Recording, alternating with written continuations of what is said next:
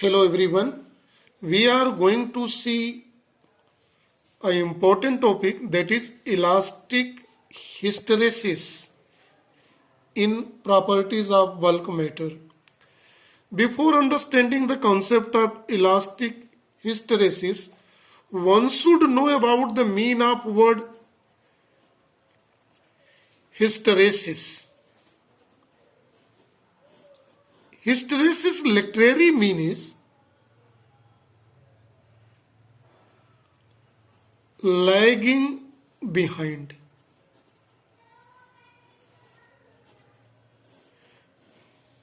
If one is lagging, moving behind the another, then it is called hysteresis. Lagging behind, this is the D, right? Here see what does mean of here elastic hysteresis, in which physical quantity is moving behind which physical quantity.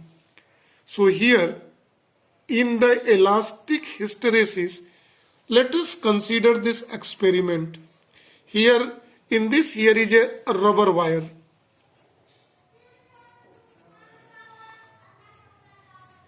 Why we are taking here rubber wire?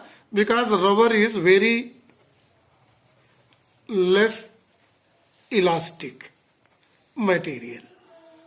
Right? We know it is. See carefully. Very less elastic. And here this in the cell apparatus, their loading and unloading considered by elongation in the length of rubber string is measured. So stress and strain graph is given here, and this graph is made during the loading and unloading.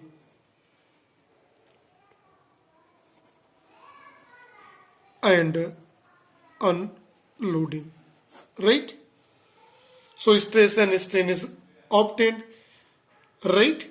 So when it is gradually loaded so loaded means stress is increasing and strain is obtained, and the graph is obtained in this regard, and it is obtained in this way.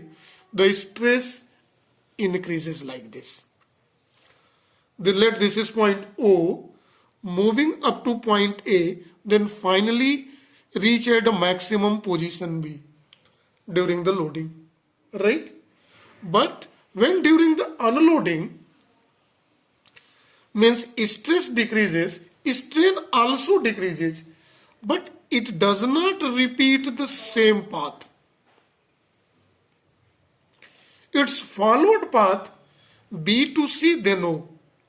So we may say that during loading, it followed path OAB, and during unloading, it's followed by path BCO. It means that its graph does not repeat its path. A curve is obtained within this. It does not repeat, but strain, as stress increases, strain increases, as stress decreases, strain decreases, but do not repeat its path. So here who is lagging behind whom? Here strain lagging behind stress.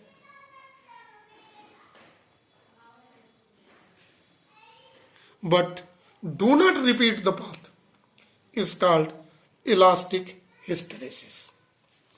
It must be clear. This closed area is called hysteresis loop. What does it represent?